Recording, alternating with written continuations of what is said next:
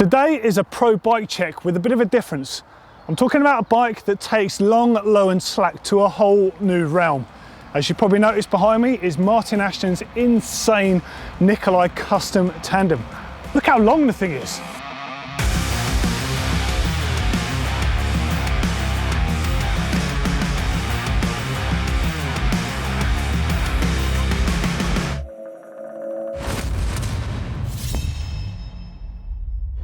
Now, you've probably seen mountain bike tandems floating around before, but this one is unlike any that you're likely to have seen.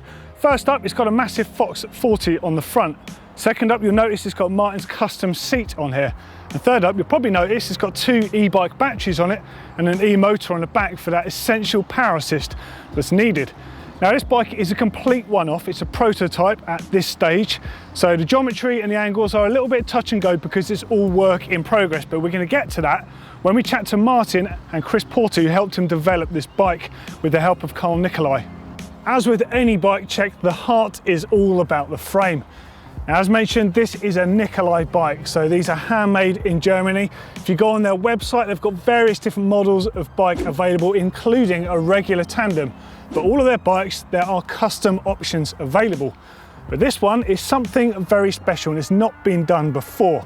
Now, for that reason, the geometry is a bit touch and go at this stage because there's various improvements that are going to be made to get the best out of it. But as it stands, it's got a 2,140mm wheelbase, so it's a fairly sizable bike.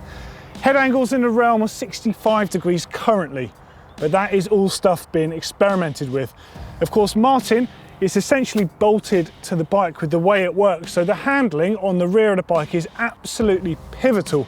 When you ride any tandem bike, the stoker, which is the rider on the back, has a massive effect on what happens with the bike. If the rider up front wants to lean to the left, if the rider out back leans to the right, you're more than likely going to go right because of the shift of weight. So there's a lot of things that we're still trying to develop to get the best out of it. As it is, it's got a coil shock on the back here, it's got an EXT shock, and it's completely custom shimmed. And in fact, later on today, you're going to see this in pieces on the workbench because they're actually going to be putting a higher compression tune on it to keep it up at the back end a little bit more. Now, as with all Nicolai bikes, you can adjust the geometry. There's chips in here and there's various different things you can do to the back end of the bike. As it is, it's running somewhere around 180mm of travel. It does depend on the settings. More importantly though, it has been about geometry, which we're going to chat to Martyn and Chris about. In the meantime, let's have a look at the spec on this very special bike. Okay, so let's look at the cockpit first. This is where the all essential handling comes from for Martyn. Now, of course, he's got his custom seat on here, which Martyn's actually going to talk about because there's a brand new seat being custom made for him at the same time as I'm talking right now. So we'll look at the bars first, and he's got a Nukeproof 38mm rise, full 800mm width, carbon downhill bar on here. He's running Ergon GD1 grips. He likes the thinner variety for his preference, and he likes a really high front end. If you think Martyn, back in the day, he was into moto trials and trials, it's all about that high position. He's also running handguards, he's running AVS guards on here, and he's got Hope Tech 3 brakes on there.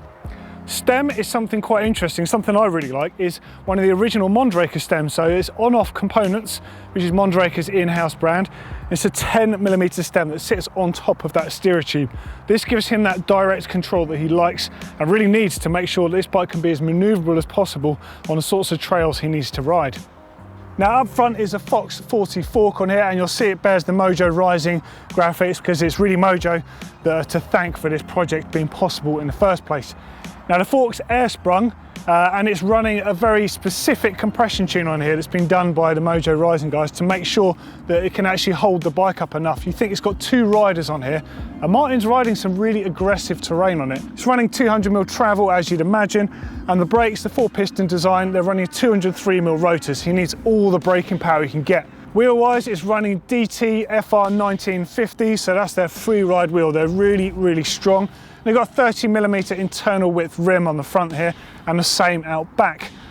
Martyn's running the front and rear tubeless, and he's running the Continental Kaiser downhill spec tyres. They've got incredibly thick casing, and of course, running a bike this heavy, this long and this aggressive, you need really high quality tyres that can withstand a beating, so downhill casing all the way. Now, transmission wise, is running Shimano XT on here with 11 speed. It needs something durable, and XT has forever been the workhorse in the Shimano range. Crankrise is running tiny little 150mm cranks. You need all the ground clearance help you can get because you need to be able to power through anything like this to keep it upright. It's running the huge stamp pedals on there. They're obviously available in 2 sizes from Crankbrothers. Really, for the stoker, it's up to them if they want to clip in or not, but having ridden this bike myself, I would be on flat pedals all the way. Power assist comes from Bosch at the moment on here, and it's running the Performance CX line motor, 75 Newton meters of torque. And as you probably noticed, there's 2 batteries on here, each of them kicking out 500 watt hours. Now, usually I tell you about the finishing kit on a bike, but of course there's a whole lot more going on in the middle here. So out back, you've got a Crankbrothers Highline dropper post with 150mm drop currently, although that is swapped around depending on who's riding the bike on the back. It's currently got an Ergon SME3 saddle on the back there too. Handlebar position for the rear rider is running a 630mm Hope carbon fibre downhill bar mounted in a 35mm Hope stem. Now this is where it gets a little bit different and a bit more interesting. So you've actually got a shifter for the gears for the stoker. That's normally the duty of the rider up front. And it's running Ergon GD1 grips on the back here. And it's also got a dropper post control, and it's got the actual battery control for the E system on here. So the rider can monitor what setting, turbo, walk, eco, sport, etc. Now you might also notice there's a little toe peak frame bag here. It's quite enduro spec. This is where all the microphones are housed, where Martyn's videoing and recording all the action on the trails. Now the seat on here is Martyn's current one, but he's actually working with fabric at the moment to develop a whole new system to sit on the front of this bike and probably another bike that's going to be coming down the line. I just want to show you my favourite little bit of the bike actually, a little weird thing, is Martyn's custom pedals he's got down here. Check out, he's got the Crankbrothers Mallet DH with his name on them. What do you have to do to get your name on a set of pedals around here? Well, very clearly the only person we really need to speak to is Martyn, because he's the man that had this crazy idea in the first place. Well, kind of. It actually came from a conversation me and you had in the office. When you say the office, was it the office or was it? Yeah, the office. In the office, yeah. It's been an amazing experiment so far, and it's working really well. I'm staggered that this thing even exists, the workmanship that goes into it, and I guess Nicolai probably one of the only people in the world could actually do this project with you.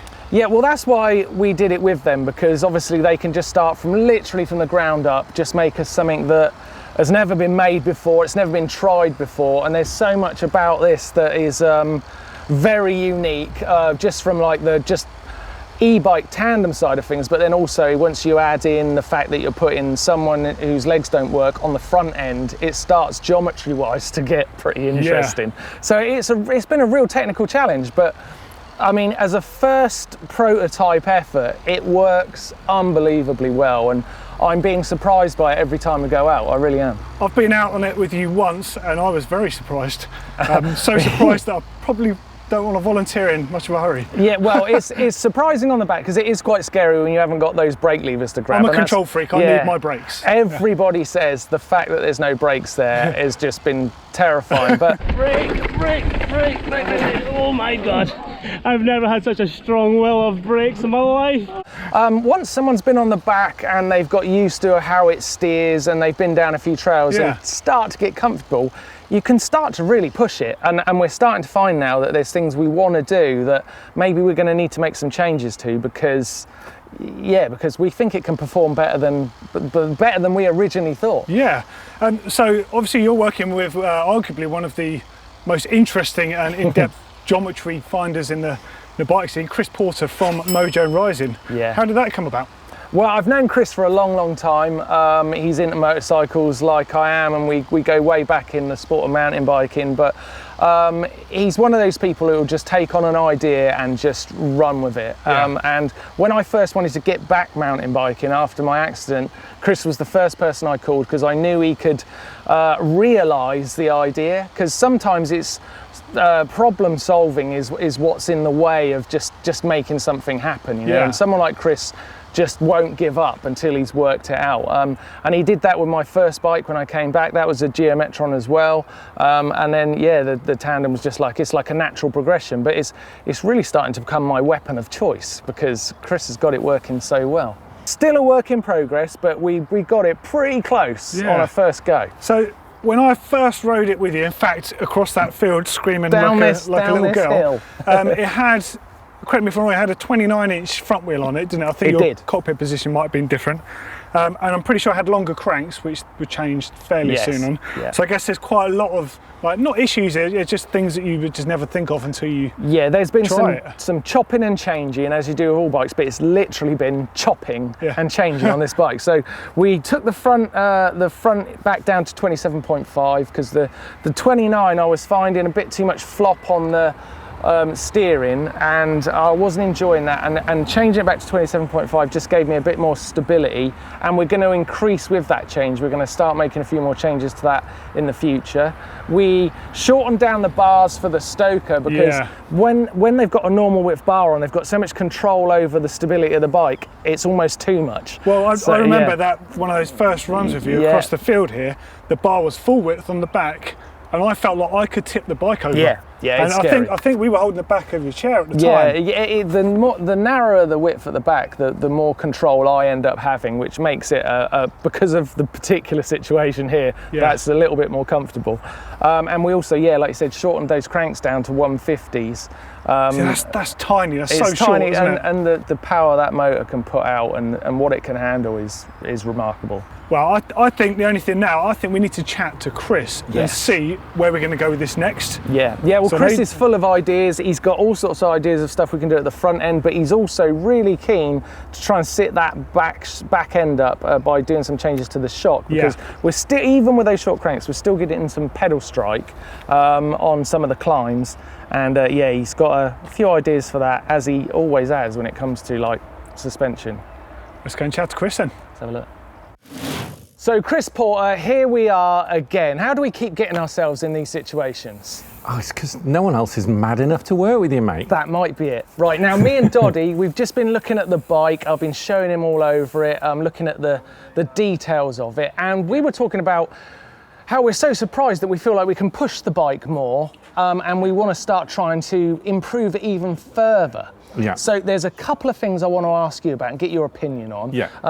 One of them, and I think this is really crucial to what we can do on the bike, is getting the back end to sit up a little bit more. So BB height, and what changes we can make there, and how you would go about looking at something like that. Well, we first of all, when we first built the bike, we had in mind very different type of riding than you've ended up doing.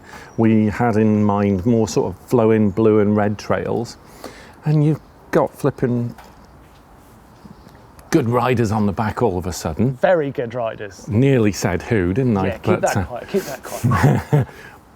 And you're pushing the bike beyond what we envisage. So we're definitely going to have to lift the rear, and we'll do that dynamically. We're going to put a much stiffer spring on. We might put some stiffer valving in. The stiffer spring will actually just sit it up. We can't physically raise the rear of the bike because of the design of the E-motor. We can't actually tip the swing arm any further forward. But what we can do is we can hold it up in its stroke with suspension, and luckily that's what we do. Right, and luckily, that's what you specialise in, and that means that we'll get less pedal strike when the Stoker's like driving us up through rocky ascents. Exactly and that. Like that. Because we completely envisaged not being able to take this thing anywhere difficult, and we'd envisaged keeping it low for stability. Yeah. Actually, what we need to do now is create a bit more ground clearance, so you can actually ride up stuff that you wouldn't have thought possible when we first built this.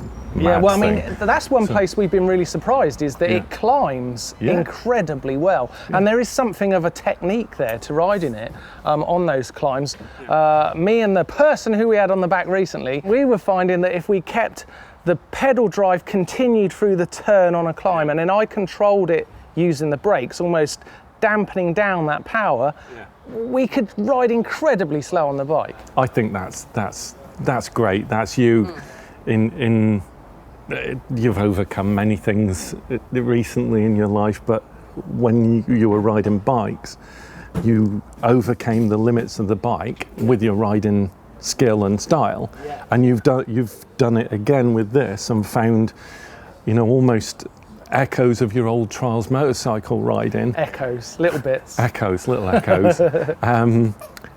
With the techniques that you've used to steady the bike going up the climb. Yeah. So you can steady out those power pulses that whoever it was giving you by your controls rather than the rider. So you're fully in control of the thing. I've turned them into my motor, Chris. That's what I've done. Exactly. The other thing, so we're going to have a little play with that rear shock, and you're going to show us how we're going to do that in a moment. But also, we're going to start thinking about what we can do to change the angle on the front end as well. Is that right?